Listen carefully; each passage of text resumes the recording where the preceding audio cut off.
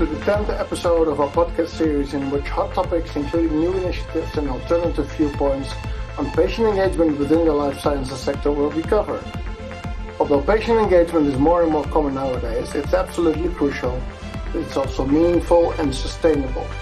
With this podcast series, we would like to contribute to achieving that goal. My name is Roger Legtenberg and I'm a senior partner and co-owner of Advocacy. And today I'm sitting here with Kirsty Cullen, Chief Executive of the Optimum Health Clinic in London, UK, who's actually quite passionate about raising awareness about complex fatigue-related illness and the integrative approach that was developed to further optimize care. Welcome, Kirsty, to the show. Delighted to be here, always delighted to speak about fatigue and patient advocacy.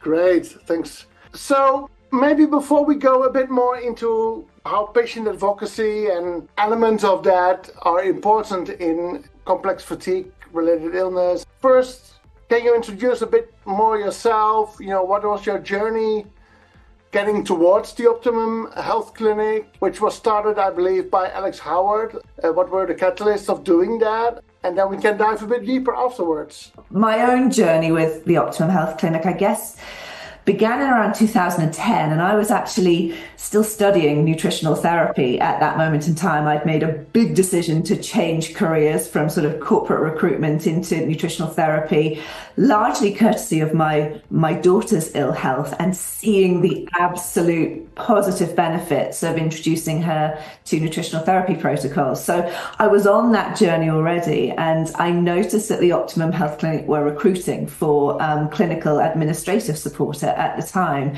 and their mission to support clients with complex and long-lasting fatigue really resonated with me because my mother had suffered with ME/CFS back in the 80s and 90s, and there'd been so little understanding and resources available to her at the time. So a clinic that were really focused on this, of course, was a place that I wanted to work naturally.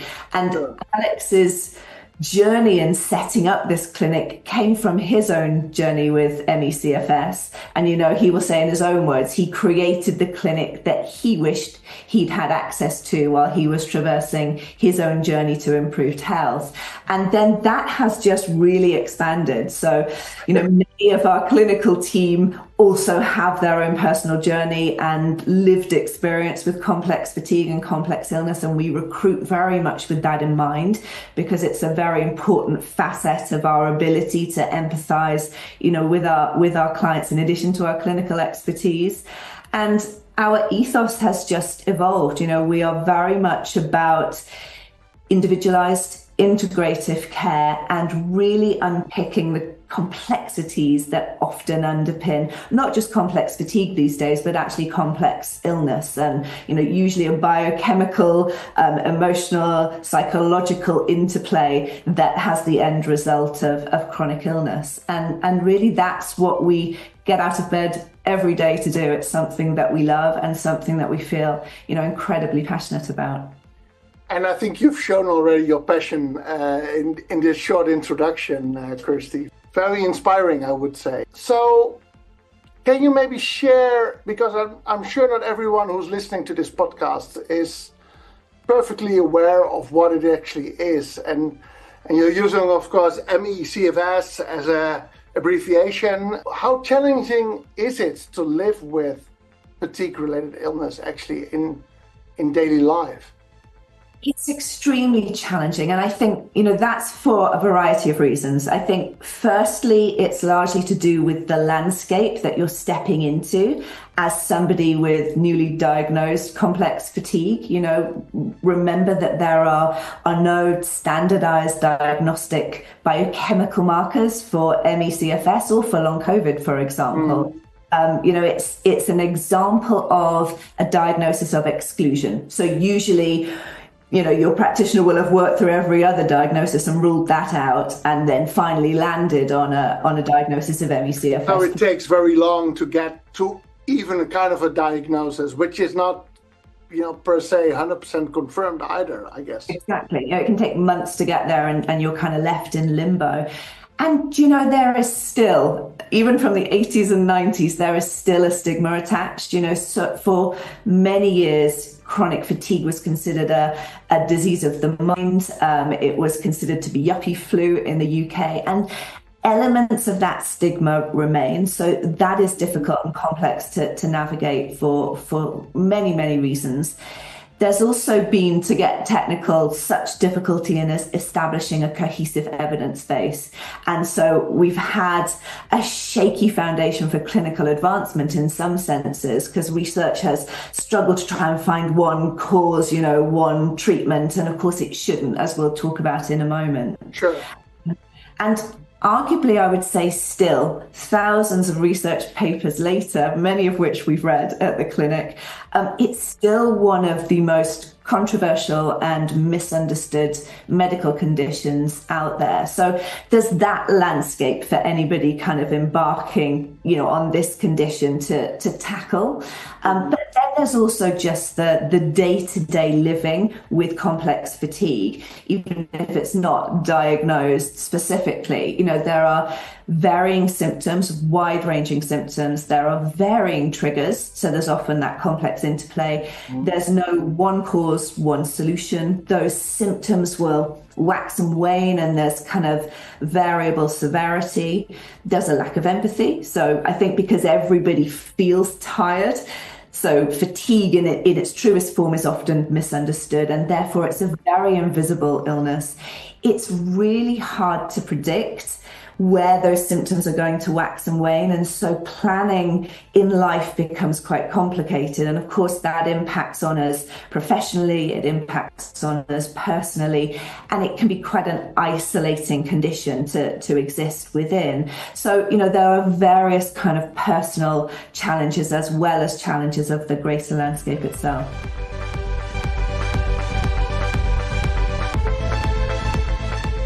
So, switching it a little bit towards patient advocacy, or the roles that patients can play in moving this field forward. You know, in many other indications, of course, the involvement of those that are actually affected in every step, you know, when new treatments are being developed or care pathways being optimized, I think it's being more and more recognized that is a very valuable role that patients can play there, right?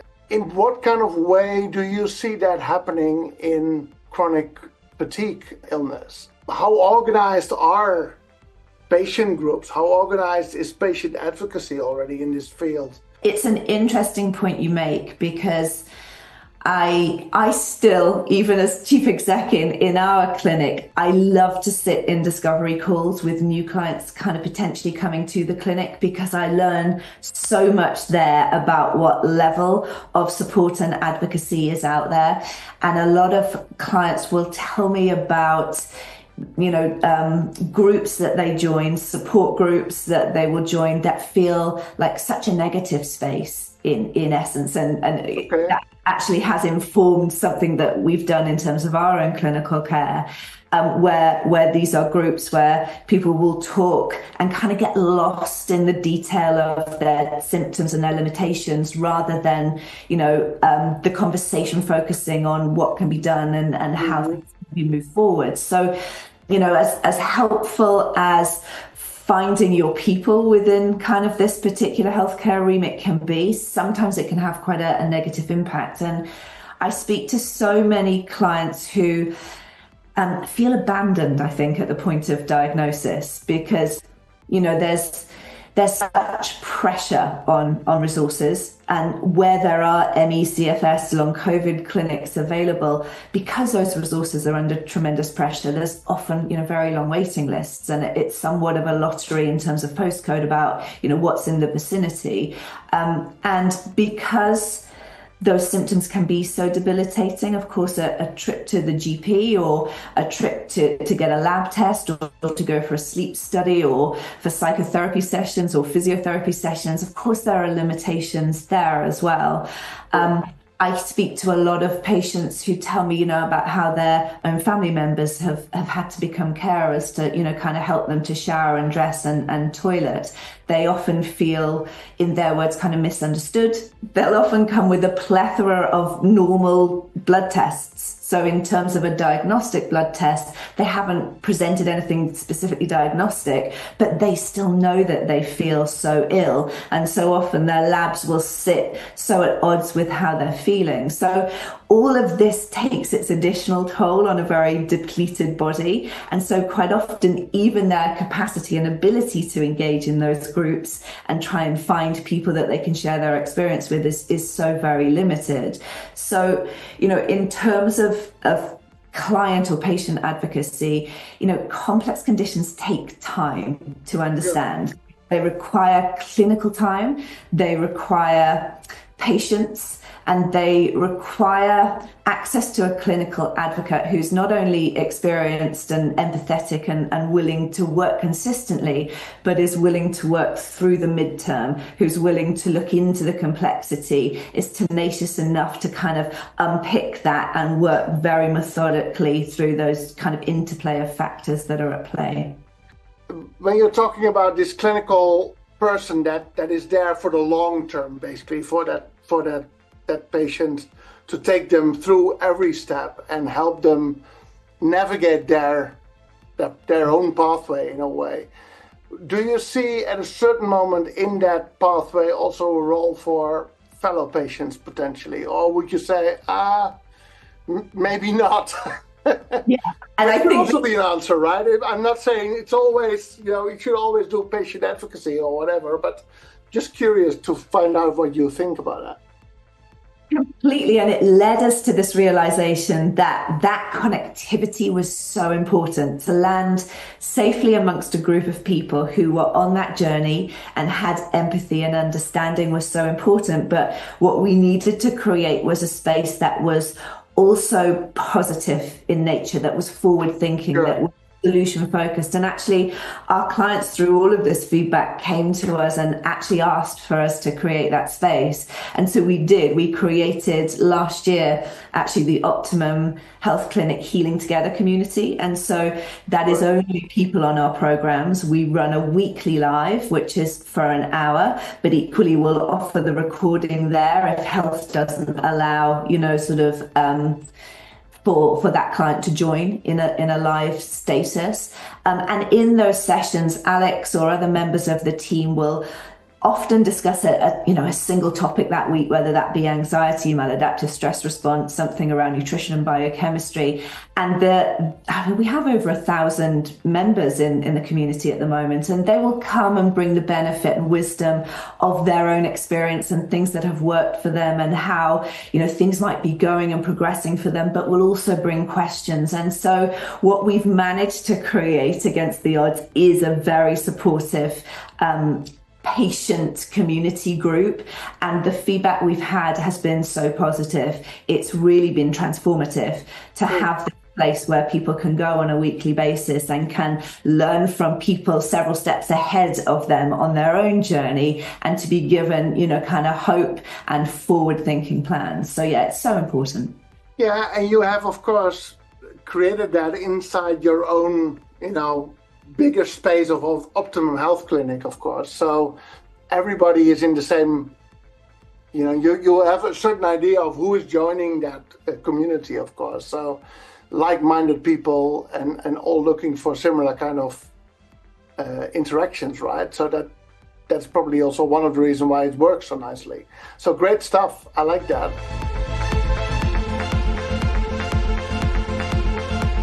What is the one thing that is still, what you would say, this is what I would hope for, that we can manage to get that sorted as well in kind of care, patient-focused, patient-relevant care, or another idea that you might have that could really benefit those that you serve, basically. Is that something, or are you in the optimal space at this moment from your perspective? We're always looking, to advance.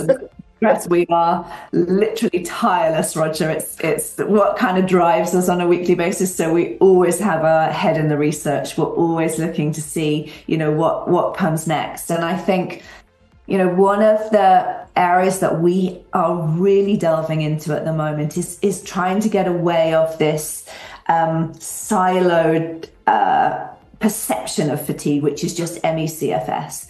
And it's to understand actually how and where complex fatigue comes to present itself as a consequence of other, conditions, and what's the crossover there. So we've done a lot of work in this last year around neurodiversity, actually, and the crossover between neurodiversity and complex fatigue. And so this is an area that I feel, again, very passionately, as do other members of the team, about evolving, because there is a link between neurodiversity and increased anxiety and stress and increased inflammation. And of course, that increases the subsequent risk factors for developing chronic fatigue. And so it's an area that warrants so much more study, a greater understanding and greater clinical attention in practice. And, there was a study just last year in 2024 in the BMJ Open, where they estimated that children with neurodivergent traits that typified ADHD and autism may be twice as likely to have developed chronic fatigue by the time that they were 18 years of age. And that's an amazing, foundation statistic which needs further exploration. So at what point does burnout associated with autism, for example, cross into the field of chronic fatigue? And we're definitely seeing an increase in those clinical associations within clinic itself. And we're developing clinical protocols and programs to ensure that I think, in essence, minimize the risk of failing another subset of the fatigue community going forwards, because, of course, we're seeing so much more. I think we're seeing an improvement in the diagnostic process around neurodiversity. So, of course, we've got a lot of adults into their 30s, 40s and 50s even that are now gaining a diagnosis of ADHD and autism. And for some of our cases where we've worked with clients over the long term, we've kind of done so much and we've improved so much, but there's always been a glass ceiling. Suddenly then a diagnosis of autism ADHD is that final piece of the jigsaw puzzle, whereby we can look at that through a whole different lens in terms of, what the triggering factors for their complex fatigue may be. So for me, this is kind of really our next area of development after 21 years, really understanding, the viral triggers, the stress triggers, the trauma triggers, the toxin triggers behind complex fatigue. For me, this feels like the next really important step. Out of curiosity, so is it increasing? Is it decreasing, the prevalence or the incidence of chronic illness? Did COVID have an impact on it, maybe? Thinking also, long COVID is one element, of course, but also I'm thinking about children, having lots of stress and emotional problems due to the lockdowns and things, at least in the Netherlands. That is one of the things that is definitely a topic. That might also be a trigger that then now leads to also more chronic fatigue kind of cases or potential cases. How does that develop over the years, Kirsty, from your perspective? Yeah, completely. And I think, an element of social isolation that started in COVID, but then maybe continued afterwards, because I've seen a lot of young adults and teenagers who lost their social confidence through that phase, and they've never quite recovered that. Sure. I've seen a huge impact, and my children always roll their eyes when I say this, but I've seen a huge impact around social media. And so that constant connectivity and no filter in terms of the information that children are receiving can be so harmful in so many ways.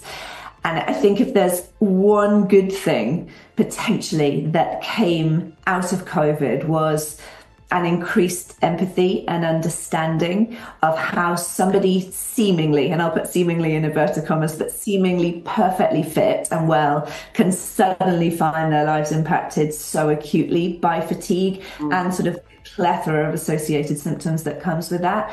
And so my hope is still that we will see more of a global desire to fund much needed research and access to clinical support.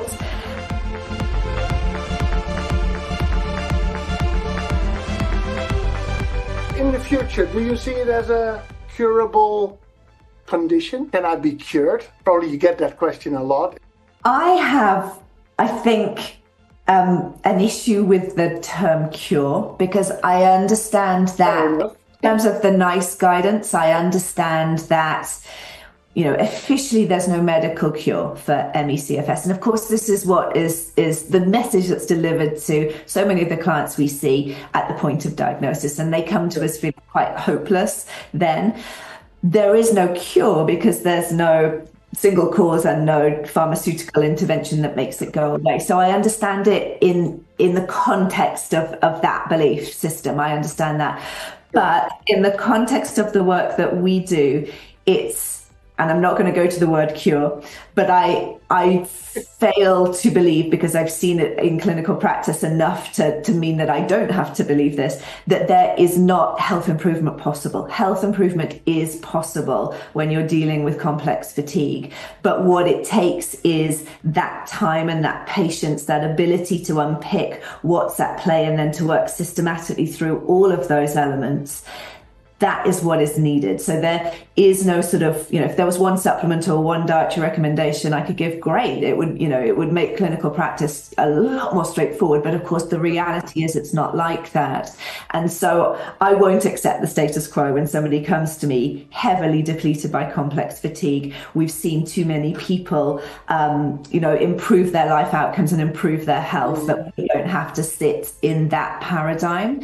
I think what's also interesting, just going back to your point about COVID being a bit of a precipice, is that we had the benefit of running labs way before COVID, and seeing that, there were so many chronic co-infections that might play into the immune element around complex fatigue. And we worked with those clients, we reduced their immune burden, we reduced their immune overactivation, and we'd see their energy improve and they would discharge. In the post-COVID era, a handful of those clients came back with a return of fatigue symptoms. And of course, we could run the same data and we could look again. And what we saw in that post-COVID era was an immune vulnerability. So some of those lifelong chronic infections that are so ubiquitous, things like Epstein-Barr virus, cytomegalovirus, they had taken that opportunity to elevate themselves again. So we saw viral reactivation or bacterial reactivation in the wake of COVID. And that for us was really one of the key contributing factors to kind of an era of post-COVID fatigue. And so understanding that immune vulnerability, of course, is essential, because there will be other viruses, there will be other immune challenges. COVID is not alone, let's be honest. Exactly. So that is such an important factor to consider when it comes to complex fatigue. And there's usually what I would call three legs to the fatigue stool. We'll usually see a level of immune overactivation for a plethora of reasons. There can be various triggers around that. We'll usually see a level of pro-inflammatory status within a client. And again, that inflammation can come from various different directions and reasons why. And quite often we'll see a level of maladaptive stress response. So either anxiety or stress or previous trauma. And that often forms the foundation of the interplay, which we build upon in a very individualized way. And so we have to have greater understanding around, lifestyle factors, diets, environmental toxins, and all the things that might exacerbate those three elements.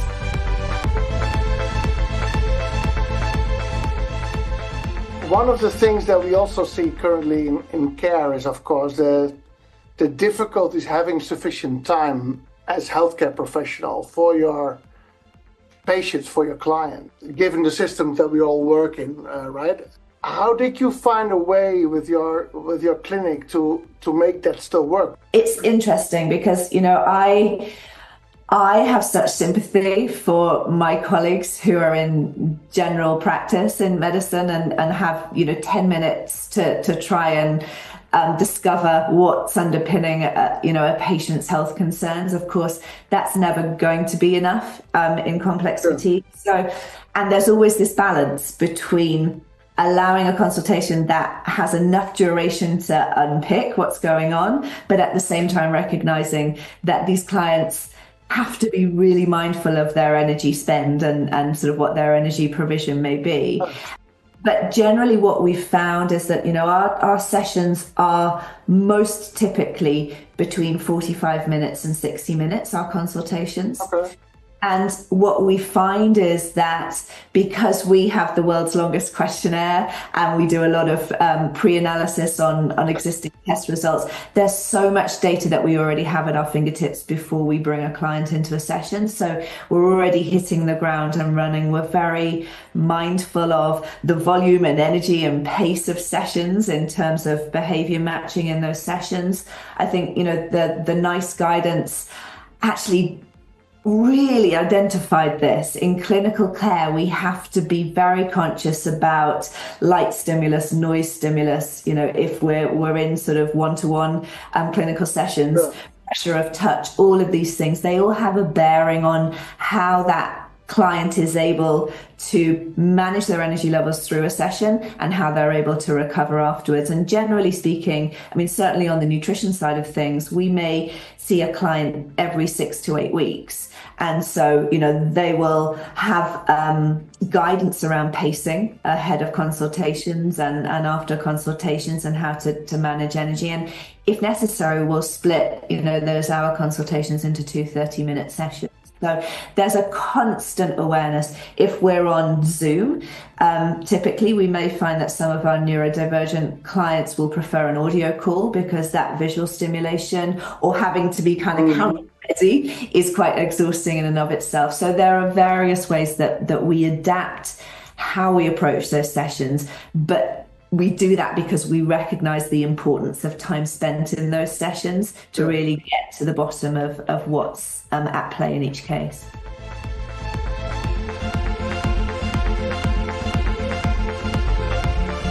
If you look at patient advocacy, patient engagement in general, and also what the role that it plays already now in your clinic, is there anything, missing at this moment still, what you would say, this would be fantastic if patients themselves can be involved in this element of care to improve care? Or I'm just looking for those little things that might actually be crucially important but very difficult to achieve, of course.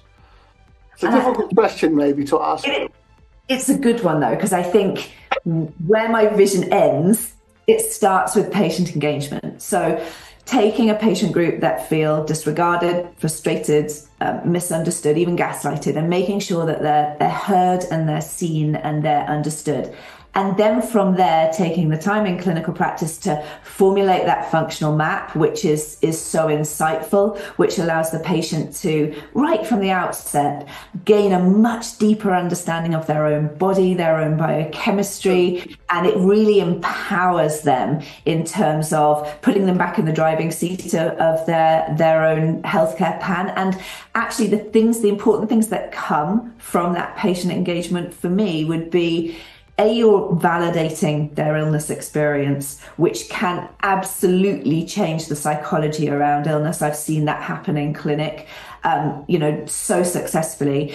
It also really empowers them and their practitioner to advocate for them. So, I love sending a client off to, a medical meeting equipped with the knowledge that they need and the language that they need to really execute the outcomes that they want to achieve in those sessions. And, it can help when there are interoception issues or difficulties in kind of explaining their symptomology, can really help the medical practitioner to get more quickly to kind of what's required. And what we're doing is really we're creating a lens through which that patient can start to really understand which pathways that they might need to engage in moving forward. So whether that is nutritional therapy support, whether that's therapeutic support, whether that's physical therapy or movement practice. But once we create that functional map and kind of empower them with that information and give them confidence in their own self-advocacy, then they're much more equipped to go out and seek all of those different elements of support framework. And for me, it's that ability to refer, that ability to build a clinical community around each individual that becomes so powerful. So nobody should be arrogant enough to assume that they are the only practitioner that can make someone better. Often it requires a little army of clinical practitioners with various, kind of modalities to get to where we want to be. And so, opening those conversations with other practitioners, but also empowering the client to understand what they need is absolutely the way forward for me.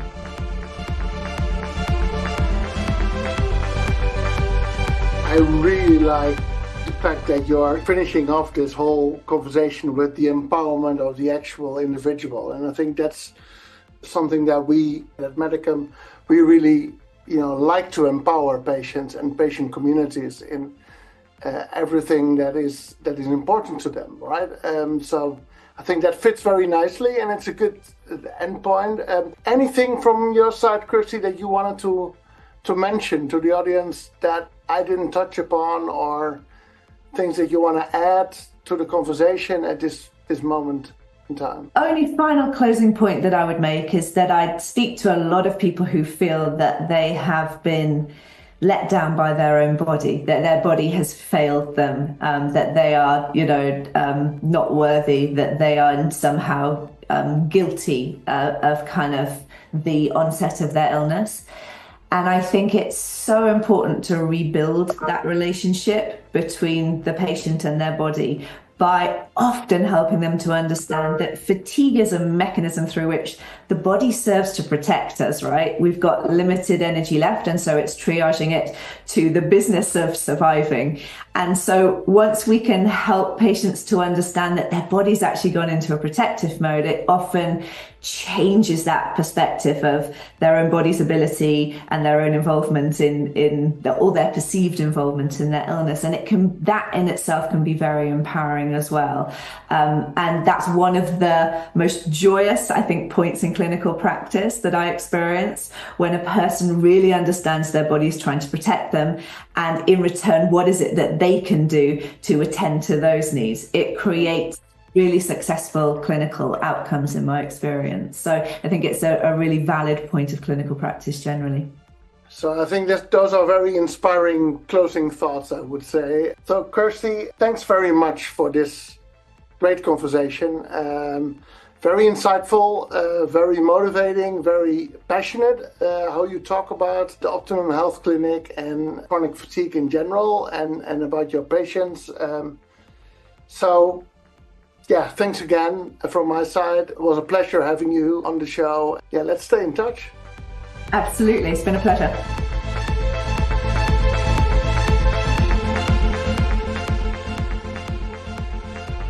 Finally, I would like to also thank our listeners, and I hope this 10th episode was informative and inspirational. Please follow us on your favorite podcast platform and stay tuned for the next episode.